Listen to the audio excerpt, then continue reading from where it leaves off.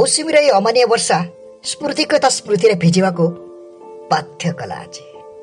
स्मृति प्रिया एक नामी दामी कॉलेज रे अध्यापिका बालकनी रे निजक दरवाउजी कला बादल उहाड़ चमकुवा बिजुड़ी को चाही रही से वर्षार टोपा टोपा छिटा ता गोलापी गाल मोदी परी झलसुला। वर्षार हल्का छिटा सह झुमा झुमा पवन छुई जाउतला स्मृतिर देह मन आउ आत्मा को। स्मृति भारी भल पाए वर्षा को आउ ए संध्या समय वर्षा ओहो हजि जाए से प्रकृतिर ए सुंदर अवदान भितर। किंतु आज कहीं से आज एते व्यस्त विव्रत सकाळर से मेल पाईगला परे कहीं से मेल पठैथिला अंशुमान।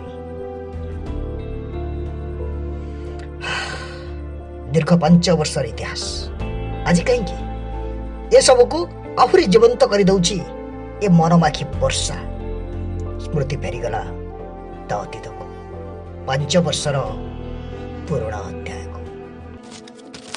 प्रेम चिरंतन, प्रेम शाश्वत, प्रेम अमर, दैहिक आकर्षण ठारू बहुत ऊर्ध्वरे प्रेम। प्रेमर अर्थ को बुझिया पई भाषाकोशर अभाव। प्रेम को बुझा हेले प्रथम नारी को सम्मान देवाक हेब। समानता अधिकार लक्ष्मणकार नारी पे कहीं प्रेम सब बड़े पवित्र। मार कोलरू आरंभ करी पत्नीर मर्यादा पर्यंत ए समाज अवश्य क्षणिक कामना ता देहरे ढांकी दिए कलंकर चादर, सजई दिए पापर गंताघर। हेले वास्तव में प्रेम तो राधाकृष्णकर आधार, चिरबंदनीय पवित्र प्रेम। वाह वाह करताली रे कंपी उठिला physics lab. Excellent Anshu excellent. प्रेम और नारी ए दी प्रति सम्मान तो शिखिब अंशुठ। न्यूटन्स लॉ, आइंस्टाइन्स थ्योरी ये सब भितर रिफ्रेश कर दिए अंशुमान हृदय स्पर्शी वाक्य। केवल डिपार्टमेंट नुहे अंशु तार वैप्लविक चिंताधारा पई सारा यूनिवर्सिटी रे सब सुंदरी हृदय गोटे स्वतंत्र जगह नहीं थाए। केते जन तो अंशुमान को रामचंद्र का द्वितीय अवतार बोली भावी नियंती। आहा अंशु आखिर अग्नि ठारू ठेर शीतल अंशुर बंशीश्वर चमत्कार बंशी बजाए से वाह बेस आकर्षणीय। सर्वगुण संपन्न अंशु जतबले स्मृति को प्रेम निवेदन कला।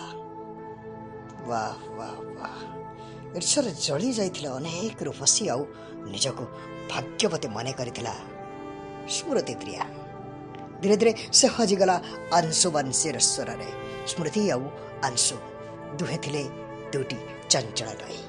जणे समाजर शिकुड़ी रे बांधी होइथिबा बेले आउ जणे बुणुथुला स्वाधीनतार स्वर। निज भावनारू टिके अपसरी गला स्मृति। नजर पड़िला पवित्र उपरे। 5 वर्षर झील पवित्र हाथ में छोट कंढई धरी एणु तेणु कौन को विचारुची। सबकि आज परी लगुच एक संध्यार करता। आज रिसर्च वर्क टिके अधिक हो गला ना संध्या हो गलानी। चलो वर्षा भी टिके होची मु तुमको नहीं हॉस्टल पाकर छाड़देवी। एक कथा कही अंशु तापर स्मृति कला अरे बाबा मु कौन छोट पिला मुझे एका चल जी। हाँ प्रेमिका सामने मिछ अभिनय करने को दुनियार प्रत्येक प्रेमिका भारी भल पाती।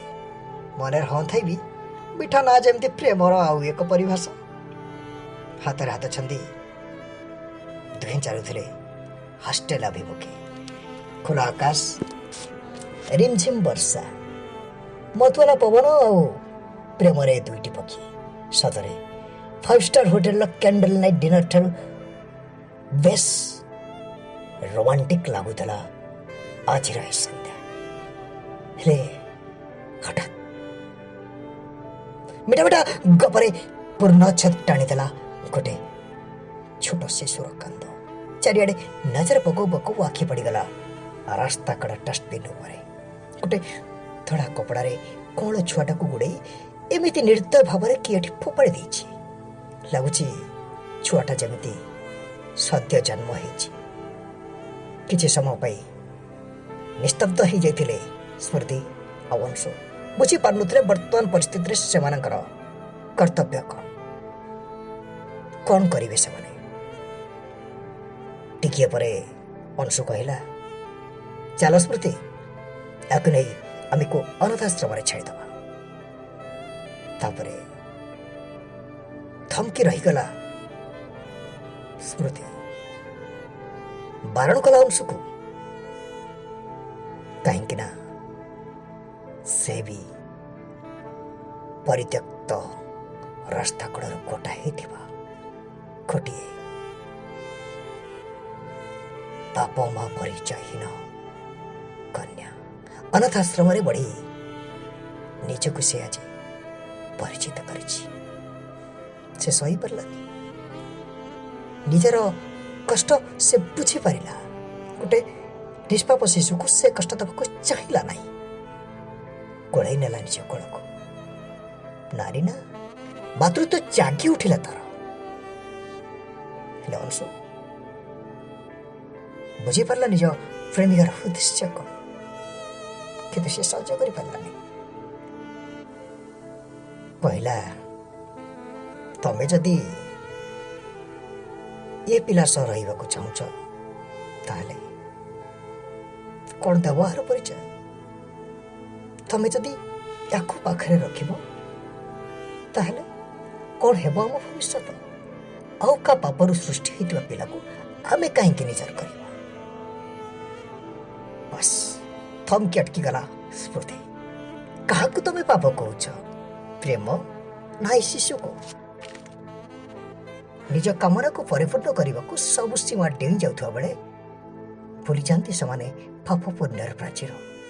ଅବଶେଷରେ ସମ୍ପର୍କକୁ ବୋଝ ପରି ଫିଙ୍ଗି ଦିଅନ୍ତି ଏକ ଡଷ୍ଟବିନ୍ରେ। ତା ଦେହରେ ଲାଗିଯାଏ ଗୋଟେ ଅନାଥର ଟ୍ୟାଗ। ହେଇପାରେ ସେ କାମନାର ଗୋଟେ ମୁଖ ସାକ୍ଷୀ। ହେଲେ କି ଦୋଷ ଏ କ'ଣ ଶିଶୁର?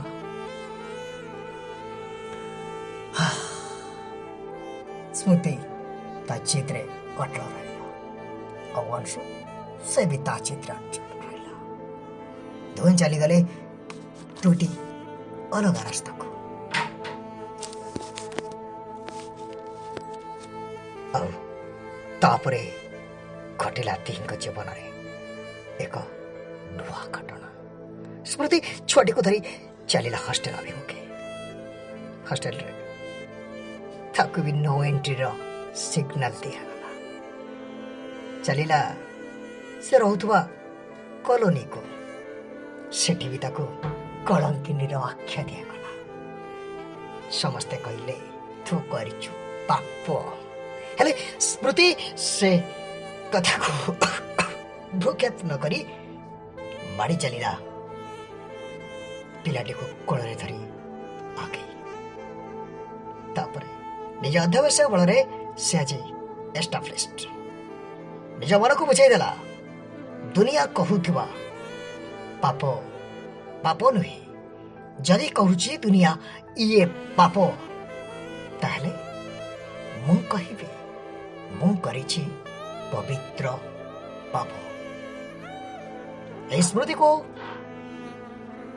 ଛାତିରେ ଜାବୁଡ଼ି ଧରି ସେ କଣି ଆସି ଛୁଆକୁ ଧରି ନିଜ ଭବିଷ୍ୟତ, ପିଲାର ଭବିଷ୍ୟତ ପାଇଁ ଚାଲିଗଲା ବହୁ ଦୂରକୁ। ନିଜେ ରହୁଥିବା ସହରଠୁ ଅନେକ ଦୂରକୁ। ଆଉ ଆଜି 5 ବର୍ଷ ପରେ ପୁଣି ମେଲ୍ କରିଛି ଅଂଶୁ। ଅଂଶୁର ମେଲ୍ ଡିଲିଟ୍ କରୁ କରୁ ସ୍ମୃତି ଚାହିଁ ରହିଥାଏ ପବିତ୍ରର ମୁହଁକୁ। ଆଉ ଟିକିଏ ହସି କହୁଥାଏ, ହଁ କରିଛି ମୁଁ।